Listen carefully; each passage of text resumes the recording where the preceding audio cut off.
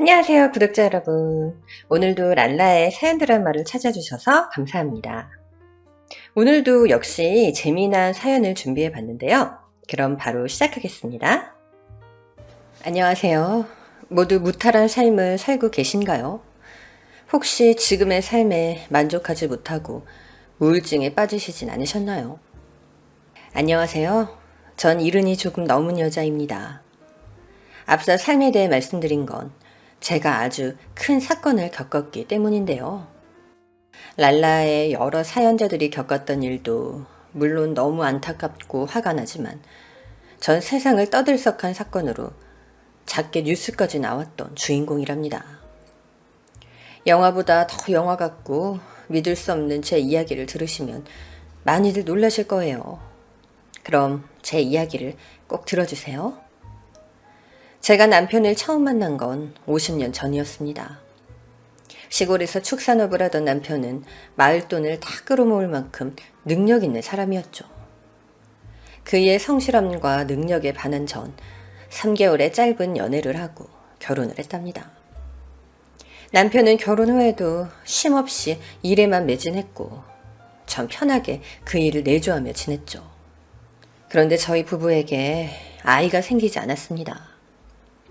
그 당시 아이를 낳지 못한다는 건 손가락질을 당할 만큼 큰 잘못이었기 때문에 시부모님의 비난과 욕을 매일같이 들어야 했어요. 남편은 항상 제 편이었기 때문에 무자식이 상팔자라며 둘이 살아도 좋다고 했답니다. 하지만 강산이 한 번 바뀌자 하늘도 제가 가여웠는지 아이를 선물해 주셨어요. 게다가 남아 선호 사상이 심하던 시대라서 아들을 낳아 그동안 받았던 비난을 그만 듣게 되었답니다. 결혼한 지 10년 만에 얻은 아들인 만큼 애지중지 키웠어요. 아들 녀석은 시댁 식구들은 물론 마을 사람들 모두에게 사랑을 듬뿍 받고 자랐습니다. 그런데 그게 문제였어요. 모든 사람들이 아들에게 오냐오냐 해서 좀 버릇이 없었어요. 밥상에 먹고 싶은 반찬이 없으면 숟가락을 집어 던지기도 했고 시부모님께 냄새가 난다고 코를 막는 못된 행동들을 자주 했답니다. 그럴 때마다 아들을 혼내는 건 저 하나뿐이었어요. 귀하게 얻은 집안의 손자였으니 아무도 따끔하게 아들을 혼내는 사람 하나 없었답니다. 전 회초리를 들어 아들의 종아리를 때리며 훈육했고 버릇없는 행동들을 하나하나 고쳐가며 키웠어요. 그리고 남편의 축산업이 날이 갈수록 규모가 커지자 전 시골에서 지낼 수 없었습니다. 도시로 나가서 회사를 크게 차려야 할 정도로 일이 잘 되었기 때문이죠. 저희 세 식구는 번화가로 이사를 했고 남편의 회사도 멋들어지게 차렸습니다. 남편은 수년 동안 가정과 회사를 지키는 멋진 가장으로 지냈고 아들도 중학교 때부터는 철이 들어서 어릴 적 버릇없는 모습을 더 이상 보이지 않았어요. 이렇게만 살면 더 바랄 게 없겠다 싶을 만큼 행복하고 만족했죠. 하지만 세상 일이 모두 자기 뜻대로 되지 않는 것처럼 저 역시도 큰 위기를 맞게 되었답니다. 전 남편이 성실하고 근면한 사람으로만 알고 있었는데 전혀 다른 생활을 하고 있었어요. 그이는 매일같이 야근하고 밤새서 들어오는 날이 많았는데 알고 보니 그 시간에 도박을 하고 있던 거예요. 영화에 나올 법한 비닐하우스 도박장이었는데 거기서 하루 종일 도박을 하며 지냈답니다. 그리고 도박의 끝은 패가망신이었으니 제 남편도 예외가 아니었습니다. 회사 담보로 수억 원의 돈을 빌린 것도 모자라 집을 담보로 돈을 빌려 비닐하우스에서 도박으로 모두 허공에 날려버렸죠. 아무것도 몰랐던 전 하루아침에 거지 신세가 되어서 길바닥에 나앉게 되었어요. 부랴부랴 주택집에서 새를 내놓은 지하방을 구해 세 식구가 들어가게 되었고 고등학생이었던 아들은 마음을 놓고 공부도 할 수 있는 공간이 없었답니다. 남편은 모든 걸 잃어서 매일 술로 하루를 보냈고 아들은 밖으로 나돌며 집에 거의 들어오지 않았죠. 누군가는 돈을 벌고 생계를 이어나가야 해서 술에 취해 제정신이 아닌 남편 대신 제가 사회로 뛰어들었답니다. 아무런 이력이 없던 제가 취직하는 건 쉽지 않았어요. 길을 돌아다니다 파출부, 공장 알선이라고 쓰여있는 인력사무소를 들어가 일자리를 마련하게 되었습니다.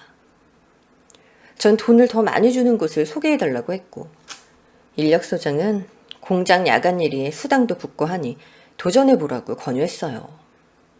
그래서 공장으로 취직해 시커먼 먼지와 악취를 맡아가며 일을 하게 되었답니다.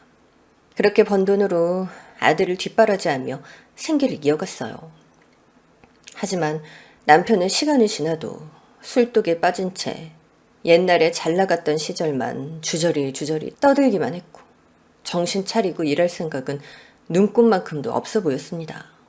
그래도 그동안 남편 덕에 잘 살았으니 제 할도리를 해야겠다는 생각에 그 일을 나무라지 않았고, 마음을 다잡을 때까지 기다리기로 했답니다. 한편 아들 녀석은 집안 꼴이 말이 아닌데도 공부를 곧잘 해서 수능시험 점수를 높게 받았고 명문대에 들어가게 되었어요. 준호야, 정말 잘했어. 수고 많았다. 이런 상황에서 수능시험 치른 것도 신기한데 명문대까지 합격하다니 네가 자랑스러워. 에이씨, 합격하면 뭐예요. 어차피 대학 등록금도 없는데. 우리 집 완전히 망해서 저 대학에 보내줄 수나 있어요? 아들은 늘 퉁명스럽게 말했지만 뭐라 하지 못했어요. 이전의 선과는 너무 다른 인생을 살게 해서 너무 미안했기 때문이죠. 그럼 보내줄 수 있지. 엄마가 열심히 일하고 있잖아. 대학은 충분히 보내줄 수 있으니까 넌 아무 걱정 말고 대학 가서 공부나 열심히 해. 전 공장 일을 하며 아들을 위해 적금을 들어놓았답니다. 그리고 그 돈을 계획한 대로 쓰게 되었죠. 다행히 돈이 모자라지 않아서 아들의 입학금과 첫 학기 등록금을 내주었고, 다음 학기 등록금까지 충분했습니다. 그래서 내년 등록금을 마련하기 위해 또다시 적금을 들었고요.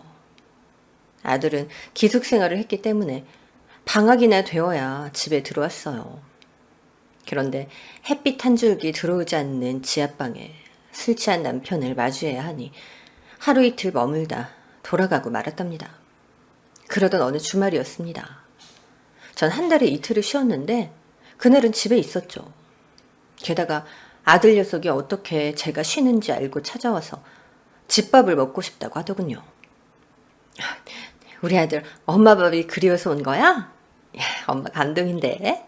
자주는 못 해주지만 가끔씩 찾아와. 네, 그럴게요. 그러자 옆에 있던 남편이 술주정을 시작했습니다. 너 대학물 좀 먹었다고 예비 무시하냐? 내가 지금은 꼴이 이렇지만 한때 잘 나가는 사업가였어. 그 덕에 너도 잘 먹고 잘 살았다는 거 잊지 마라. 예비는 마음만 먹으면 얼마든지 일어설 수 있다고. 그러니까 평소에 잘하란 말이야. 네, 아버지, 알겠어요. 아들은 늘 들어왔단 말이라 아무렇지 않게 무뚝뚝하게 대답하고는 제가 차려준 밥을 싹싹 긁어 먹었습니다. 그리고 다시 기숙사로 돌아가겠다며 인사를 하고 돌아갔네요. 그런데 그날 밤 큰 사고가 일어났습니다. 저희 지하방에 큰 불이 나는 바람에 저와 남편은 회색 연기를 마시며 어렵게 빠져나왔어요. 다행히 저와 남편은 크게 다치지 않았습니다. 소방관들이 불을 제압하고 어디서 불이 시작되었는지 찾아보았는데 근처에 작은 라이터 기름통이 발견되었습니다. 누군가 일부러 화재를 낸 거죠. 전 그런 짓을 누가 했느냐고 언성을 높이며 빨리 범인을 잡아달라고 했답니다. 하지만 그때 당시 저희가 살던 골목길에는 CCTV가 없었고 목격자도 없어서 범인을 찾지 못했죠. 그런데 엎친 데 겹친 격으로 주인집 아저씨가 지하방을 불태웠으니 저희에게 보상을 하라고 하더군요. 고소장까지 써놨으니 빠져나갈 생각은 하지 말라면서 말이죠. 다행히 제가 들어놓은 보험이 있어서 보상을 할 수 있었고 돈으로 손해보는 일은 없었답니다.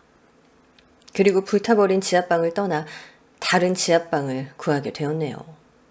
남편은 그런 큰일을 겪었는데도 전혀 달라지지 않았어요. 수년 동안 술에 찌들어 사는 걸 매일 봐야 하는 곤욕을 치러야 했답니다. 아주 다행스럽게도 아들은 대학을 졸업하고 좋은 곳에 취직까지 해서 저와는 다른 인생을 살 수 있었어요. 아들 녀석은 저에게 그동안 고마웠다며 앞으로는 자기가 효도할 테니 기다려달라는 말을 하며 절 올렸습니다. 그렇게 저와 남편은 똑같은 삶을 반복했고 참다 못한 전 이혼을 결심하게 되었어요. 아무리 과거에 부유하게 살게 해준 고마움이 있다 해도 계속 같이 살다간 제 인생은 시궁창에서 벗어나지 못할 것 같더라고요. 그이는 제가 알코올 중독 치료를 받아보자고 수백 번을 말해도 듣지 않았고 매일 똑같은 술주정으로 절 지치게 만들었습니다. 남편이 도박으로 집안을 말아먹은 지 10년째가 되던 해 처음으로 이혼 이야기를 꺼냈어요. 여보, 나도 할 만큼 했어. 나 이제 더 이상 당신이랑 못 살겠어. 밤마다 공장 가서 해 뜰 때까지 개고생하고 들어오는 내가 안쓰럽지도 않아? 당신이 달라지지 않을 것 같으니까 우리 그만 이혼해. 뭐? 이혼? 내가 돈 벌어다 줄 땐 아주 좋아 죽더만. 이빨 빠진 호랑이 되었다고 바로 버리려고 하는 거야? 바로 버리다니 10년이야. 자그마치 10년이라고. 나도 할 만큼 했잖아. 그러니까 나 좀 놔줘. 당신이란 사람과 계속 살다간 나까지 미쳐버리겠다고. 그래, 당신 마음대로 해. 뭐 그깟 이혼하자고 하면 내가 뭐 겁이라도 먹을 줄 알았어? 그이는 사과 한마디 없이 계속 떵떵거리며 술주정을 했고 전 마음을 굳히고 이혼 서류를 작성했답니다. 그리고 이혼 서류를 남편에게 주려는데 아들 녀석이 갑자기 집에 여자를 데리고 왔습니다. 결혼할 여자라면서 소개를 하더라고요. 어머님, 아버님 안녕하세요. 준호하고 결혼할 이미경이라고 합니다. 저희는 대학 때부터 오랜 시간을 사귀어왔어요. 그런데 이제야 찾아뵙게 돼서 너무 죄송하네요. 아니야. 이렇게 찾아와준 것만으로도 너무 고마워. 그런데 준호는 대학생을 하면서 이런 예쁜 여자친구 사귄 걸 왜 비밀로 한 거야? 진작 알았더라면 더 좋았을 텐데. 그러자 아들이 무뚝뚝하게 대답했습니다. 어쩌다 보니까 그렇게 됐어요. 공부하기도 바쁘고 졸업하고는 일하느라 바빠서 타이밍을 못 잡았어요. 어쨌든 저 결혼할 거예요. 회사에서 대출 되니까 엄만 돈에 신경 쓰지 않으셔도 됩니다. 무슨 소리야.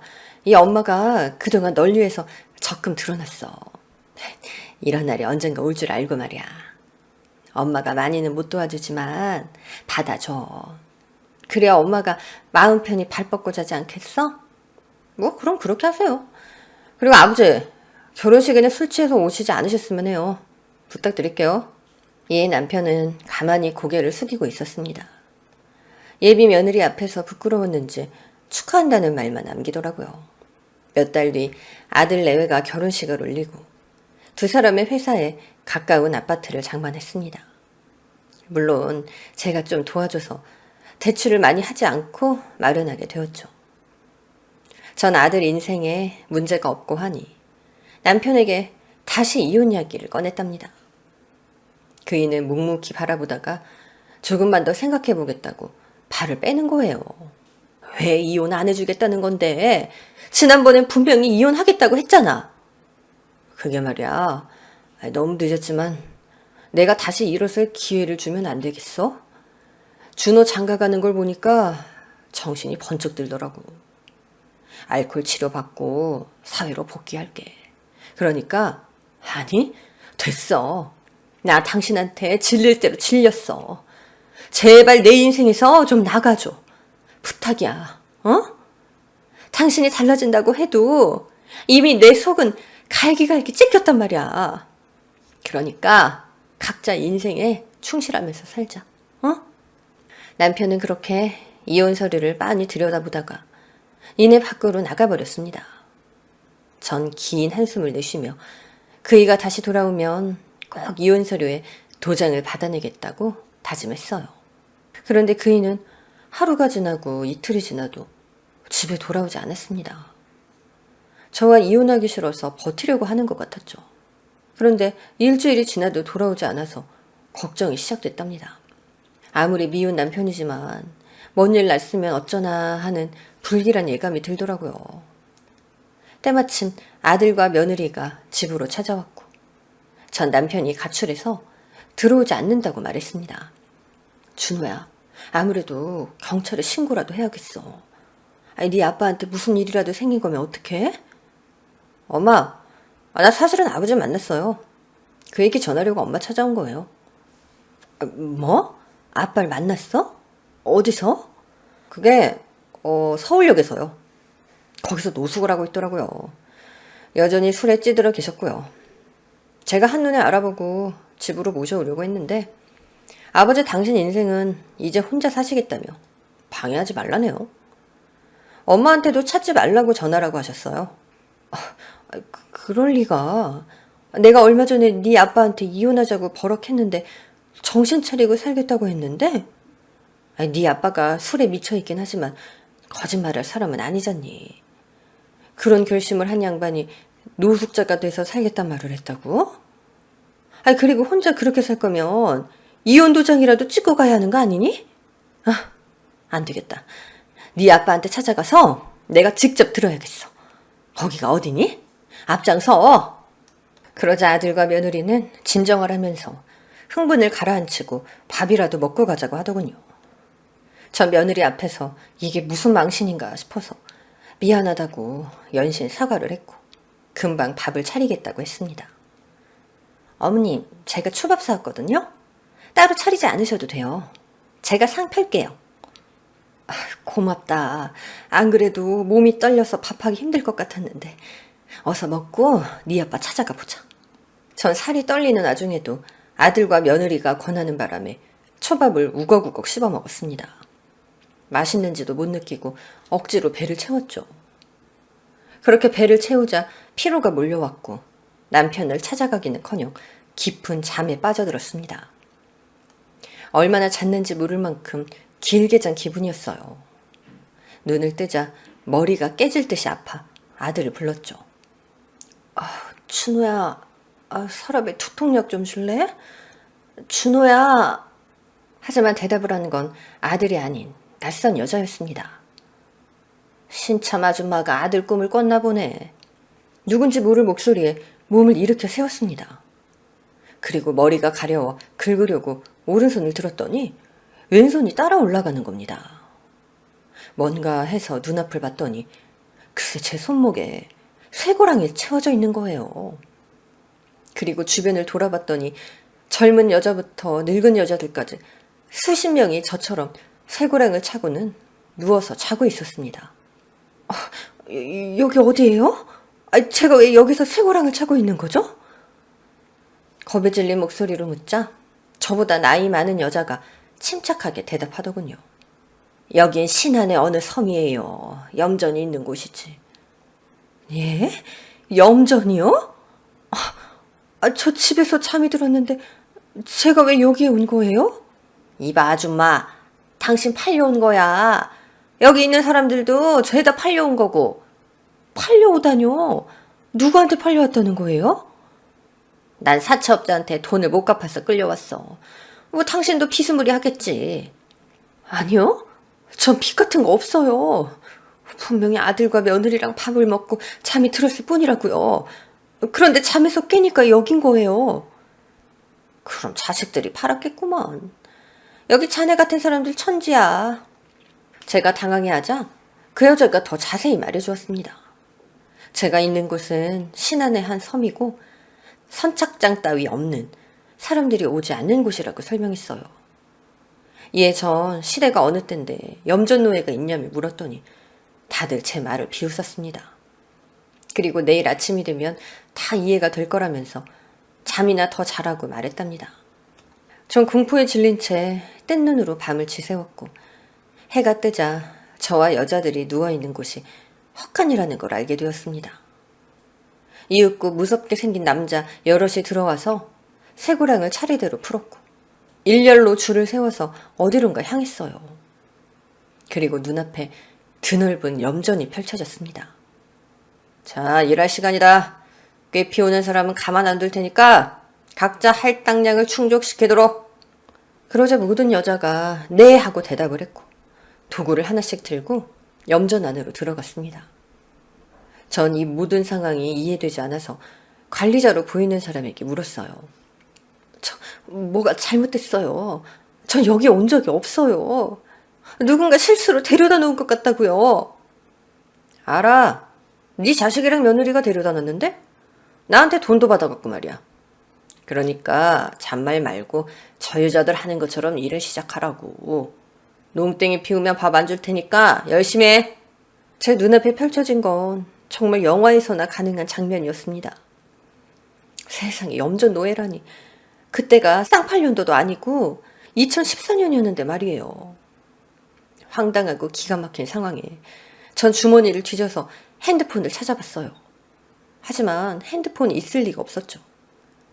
결국 무서운 남자들의 경고에 염전 안으로 들어가서 시키는 일을 하게 되었습니다. 얼떨결에 일하게 된 전 다른 여자에게 이게 다 무슨 짓이고 경찰에 신고해야 되는 게 아니냐고 똑같은 말을 물었어요. 그런데 아무도 제 물음에 대답하지 않았습니다. 그중 한 여자가 저에게 일러주더군요. 일하는 중 말을 했다간 밥을 굶거나 잠을 재우지 않는 벌을 준다고요. 하지만 제정신이 아니었던 제가 말을 멈출 리가 없었고 계속해서 사람들에게 물었답니다. 그러자 무섭게 생긴 남자 하나가 다가와서 오늘 밤에 잠을 재우지 않겠다고 말했고 한마디만 더 하면 하루 종일 밥을 굶기겠다고 경고했습니다. 저야 밥이고 잠이고 다 필요 없으니 집으로 보내달라고 악을 쓰며 발악했어요. 결국 절 염전에서 끌어내 작은 헛간에 집어넣었고 쇠고랑을 채웠답니다. 그리고 경고한 대로 저에게 밥을 주지 않았고 밤에는 잠을 재우지 않고 서 있게 만들었어요. 하룻밤을 그렇게 보내고 지칠 대로 지친 전 그들이 시키는 대로 하기로 했답니다. 아직 실감은 나지 않았지만 배고픔과 잠을 충족시키려면 염전 안으로 들어가 일을 해야 한다는 걸 뼈저리게 느꼈죠. 팔다리에 힘이 들어가지 않았지만 어떻게든 버티려고 안간힘을 썼네요. 뙤약볕에서 물 한 잔 마시지 않고 일했더니 졸도하기 직전이었고 점심시간에 밥과 물을 먹고 나서야 정신을 차릴 수 있었답니다. 그렇게 며칠 동안 말을 아끼고 일만 하게 되었고 머릿속에 아들 내외가 떠올랐지만 지우려고 애를 썼어요. 자식들이 저지른 짓이 아니라고 믿고 싶었으니까요. 조금 적응이 되자 주변 사람들을 알아갔는데 절반 이상이 지적장애가 있는 사람들이었고 사채빚을 못 갚고 온 사람들과 자식들 손에 이끌려온 사람도 있었답니다. 전 어떻게든 이곳에서 탈출해야겠다는 생각을 했고 방법을 찾아보려고 눈동자를 이리저리 굴렸어요. 하지만 선착장도 없었고 사람이라곤 염전에서 일하는 인부이자 노예들이 전부였고 바다 위를 떠다니는 배 한 척이 보이지 않았답니다. 그렇게 몇 달 동안 그 생활이 계속되었고 밖으로 빠져나갈 계획은 점점 흐려졌어요. 다른 사람들처럼 자포자기하고 여기서 살아야겠다는 생각까지 도달하고 말았습니다. 그런데 이튿날 염전을 향해 걸어가는데 남자 인부 하나가 제 손등을 살짝 건드리는 거예요. 기운 빠진 전 힘겹게 고개를 들어 쳐다봤죠. 그 남자는 저를 보고 씩 하고 미소를 지었습니다. 그 순간 저도 모르게 악소리를 지를 뻔했어요. 놀랍게도 그 남자는 바로 실종된 제 남편이었습니다. 그이는 말을 할 수 없는 상황이어서 저에게 쪽지를 건넸답니다. 전 재빠르게 옷 속으로 숨기고 밤이 되어서야 쪽지를 읽게 되었어요. 쪽지엔 이렇게 쓰여 있었습니다. 여보, 내가 이 지옥에서 빼내줄게. 방법을 찾았어. 쪽지와 같이 준 클립을 잘 보관해둬. 그걸로 쇠고랑을 풀어야 할 테니까 말이야. 미리 연습 좀 해둬야 돼. 그리고 내가 신호를 주는 날에 쇠고랑을 풀고 헛간 창문으로 넘어와. 나머지는 내가 알아서 할 테니까 걱정하지 말고. 미안하고 사랑해 여보. 그이가 어떤 경로로 여길 들어왔냐 묻고 싶었지만 당장은 탈출하는 게 우선이었기 때문에 남편이 탈출 신호를 보내줄 때까지 클립으로 쇠고랑을 푸는 연습을 했답니다. 며칠 동안은 쇠고랑이 열리지 않아서 고생을 했는데 클립이 저의 살고 싶다는 희망을 알았는지 쇠고랑을 찰칵하고 열어주었네요.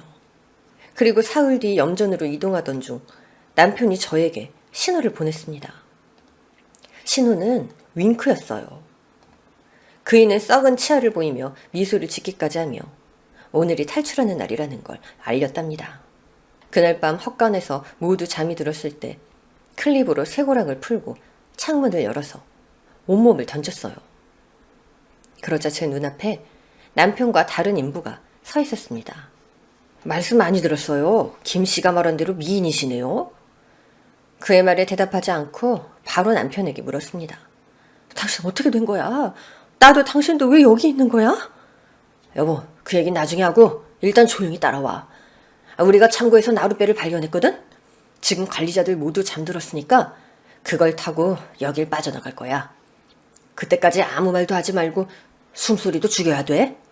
하고 싶은 말과 묻고 싶은 말이 많았지만 남편이 하라는 대로 입을 다물고 고개를 주걱거리고 그이의 뒤를 쫓아갔습니다.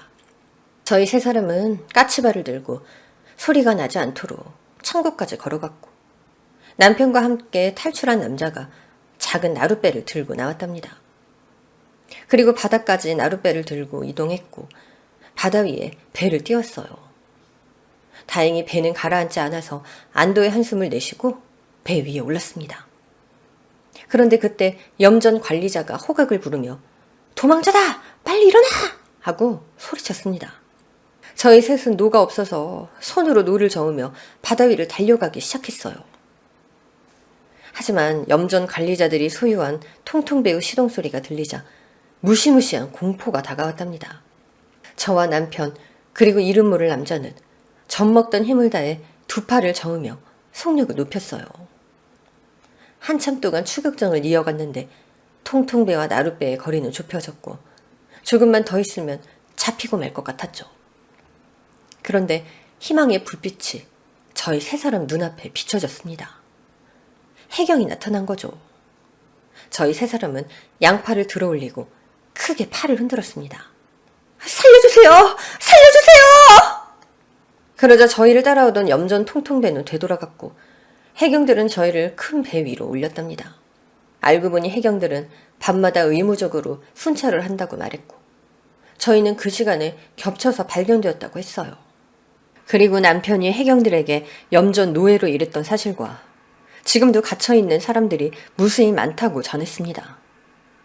그러자 해경 하나가 무전기로 높은 사람에게 무전을 했고 1시간 만에 무장한 수십 명의 해경들이 나타났어요. 그렇게 저와 남편이 있던 곳의 사람들은 모두 해경들의 손에 구출되었고 염전 관리자들은 모두 현행범으로 체포되었답니다. 그렇게 섬에서 탈출한 저희 부부와 많은 사람들은 모두 대학병원으로 옮겨져 몸에 이상이 있는지 검사를 받았고 링거를 맞으며 며칠 동안 입원하게 되었습니다. 그 와중에 텔레비전에서는 저희가 탈출한 섬에 대한 뉴스 속보가 연신 이어졌고 기자들은 하나같이 입을 모아 충격적인 사건이라고 말했어요. 또 경찰과 검찰이 합동해 조사에 나섰는데 염전 카르텔이라는 조직이 있는 것으로 드러났고 그들이 인권을 착취한 과정들이 낱낱이 밝혀졌습니다. 지적장애인들에게 큰 돈을 벌 수 있다고 유혹해 데리고 오는 브로커들이 존재하기도 했고 감당하지 못할 사치빚이나 도박빚을 진 사람들이 끌려왔다는 소식을 전했어요. 게다가 저희 부부처럼 영문도 모르고 자고 일어났더니 염전에 있던 사람들은 가족이나 이웃들이 수면제를 먹이고 브로커에게 돈을 받고 넘기는 끔찍한 소식까지 나왔답니다. 전 옆에 누워있는 남편에게 조심스레 물었습니다. 여보, 우리도 그럼 우리 아들이 그런 거야? 응, 맞아. 당신은 잠이 든 채 그곳에 버려졌지만 난 맨정신에 끌려오다시피 했어. 아들 놈하고 며느리가 짜고 그런 거야. 아까 경찰이 찾아와서 나한테 말했는데 아들하고 며느리는 이미 잡혔다고 하더라. 우리 아들이 왜? 도대체 왜 그런 거래? 뭐겠어, 돈이지. 이놈이 알고 보니까 주식인지 뭔지에 전 재산을 투자했다가 쫄딱 망한 모양이야. 그래서 돈이 급해지니 이런 일을 벌인 거지. 아들놈은 우리를 염전에 넘긴 거로만 돈을 번 게 아니야. 우리가 자식들과 낚시하다 실종되었다 신고를 하고 얼마 전엔 당신과 나의 사망보험금까지 탔대. 그 돈으로 해외로 이민을 준비하던 중이었는데 어제 잡혔다고 하더군. 그뿐만 아니라 우리가 예전에 살던 지하방에 불이 났던 거 기억나? 그것도 아들놈 짓이었대. 경찰이 계속 신문하니까 진실을 말했다나 봐. 전 믿기지가 않아서 아무런 말을 하지 못했어요. 제가 그동안 키웠던 아들이 왜 그런 나쁜 마음을 먹었는지 이해가 되지 않았답니다. 그런데 남편이 절 이해시키려고 다시 말문을 열었어요. 다 나 때문이지. 애비가 도박한다고 사업이고 집이고 다 말아먹고 술독에 빠져 인간답지도 못하게 살았으니 아들놈이 엇나간 거야. 죄가 있다면 다 내 탓이라고. 아니, 당신이 그렇게 망가졌어도 내가 준우 뒷바라지 다 해줬잖아. 대학교 등록금도 결혼 자금도 남들이 해준 만큼 해줬단 말이야. 당신이 망가져서 준우가 그런 못된 마음을 가졌다는 건 말이 안 돼. 이튿날 병원에서 퇴원한 저희 부부는 경찰서로 가서 피해자 진술을 하게 되었고 염전에 대한 이야기를 주구장창 알렸답니다. 그리고 아들 내외가 아직 구치소로 이감하기 전이라며 유치장에서 데려와서 저희 앞에 앉혔어요. 남편은 긴 한숨을 내쉴 뿐 아무 말도 하지 않았고 제가 먼저 아들에게 물었습니다. 준호야, 너 왜 그랬니? 엄마 아빠한테 왜 그런 짓을 한 거야? 나도 몰라요. 그냥 어쩌다 보니까 그렇게 된 거예요. 돈이 그렇게 필요했어? 그래서 지하방에 불을 내고 염전에 내다버리고 낚시하다 실종된 걸로 위장해서 사망보험금까지 타먹은 거야? 그러자 며느리가 고개를 들어올리며 날카로운 눈으로 절 째려보았습니다. 거참 말 더럽게 많네. 도박으로 재산 날리고 가진 거 쥐뿔도 없으면 몸으로라도 때워야 될 거 아니야. 그리고 염전에 내다버렸으면 그냥 쥐 죽은 듯이 살지. 왜 기어나와서 우리를 이 꼴로 만들어? 자식을 생각했으면 그냥 염전이 내 집이다 하고 살았어야 되는 거 아니야? 뭐야? 너 지금 그게 할 소리니? 이제 보니 네가 시작이었구나. 내 아들을 홀려서 범죄를 저지른 거야. 내 말 맞지? 뭐래니? 이 아줌마, 모든 행동은 당신 아들이었어. 난 조언만 해줬을 뿐이라고. 이런 루트로도 돈을 벌 수 있다고 말이야. 그럼 뭐해? 당신들이 다 망쳐냈는데 이제 우리 인생은 끝장났다고. 부하가 치밀어 자리에서 일어나 며느리의 따귀를 세차게 날렸습니다. 그랬더니 아들 녀석이 절 노려보더군요. 지금 뭐한 짓이야? 이 사람이 뭘 잘못했다고 따귀를 날려? 모든 건 다 내가 했다고. 아이씨, 애미나 별 그지 같은 것들이 걸려가지고 내 인생이 이 모양이지. 당신들이 날 이렇게 만든 거야. 집사람도 아닌 바로 당신들이라고. 아들의 패륜적인 행동과 말에 너무 놀라서 팔다리가 떨렸어요. 요즘 말하는 가스라이팅에 걸린 건지 본성이 그런 건지 가늠조차 할 수 없었답니다. 그 순간 남편이 자리에서 벌떡 일어나 준호의 귓방맹이를 날려버렸습니다. 그러자 경찰관들이 제 남편을 말렸고 아들과 며느리는 그대로 유치장으로 들어가게 되었어요.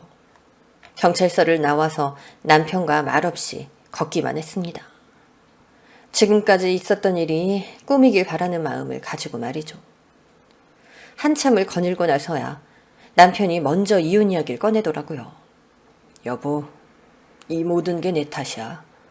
난 당신 남편으로 계속 지낼 자격이 없어. 우리 이혼하자. 당신 탓 아니래도 우리가 악마 같은 자식을 낳은 거니까 우리 둘 탓이지. 그리고 당신 술 끊었다며. 이제 사회로 복귀해서 열심히 살겠다며. 그러니까 그동안 내가 고생한 거 다시 갚아줘. 비겁하게 도망갈 생각하지 말고. 남편은 굵은 눈물을 흘리며 그 자리에 주저앉고 말았고 저에게 미안하다 용서를 빌었습니다. 그리고 전 그 일을 용서하고 집으로 데려갔어요. 그렇게 저희 부부는 다시 새롭게 시작하기로 했네요. 그이는 과거 축산업을 하며 알고 지내던 정육점 사장의 밑으로 들어가 일을 배우기 시작했고 전 밤에 일하던 공장을 그만두고 요구르트 아줌마라 불리는 프레시 매니저가 되었답니다. 창창한 햇살을 맞으며 일할 수 있는 걸 찾다 보니 이 일을 선택하게 되었죠. 지금 글을 쓰는 이 순간은 8년 정도가 지났는데요. 사실 아직까지 염전에 있던 사건이 잊혀지지 않는답니다. 남편도 자주 악몽을 꾸고 있고요. 언제 완전히 벗어날지 모르지만 하루빨리 섬에서 있던 기억들과 아들 내외가 기억에서 사라졌으면 좋겠네요. 지금까지 영화보다 더 영화 같은 제 이야기를 펼쳐봤습니다. 여러분도 믿기지 않으시죠? 비록 남편이 과거에 잘못은 했지만 아들이 범죄자가 된 건 남편 탓은 아니라고 생각합니다. 그이와 전 열심히 그리고 하루하루를 감사하며 행복하게 지내고 있으니 앞으로 잘 살라고 옛 기억 금세 잊혀질 거라고 조언과 힘내라는 말씀 한마디를 부탁드려요. 그럼 여기서 사연을 마치겠습니다. 고맙습니다. 오늘 사연도 재미있게 들으셨나요? 오늘의 사연이 재미있으셨다면 구독과 좋아요를 눌러주세요. 그럼 또 다음 사연으로 만나요. 안녕!